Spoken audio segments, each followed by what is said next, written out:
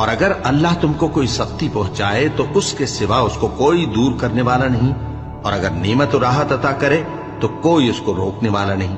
وہ ہر چیز پر قادر ہے، اور وہ اپنے بندوں پر غالب ہے، اور وہ دانا ہے، خبردار ہے۔ ان سے پوچھو کہ سب سے بڑھ کر قرین انصاف کس کی شہادت ہے؟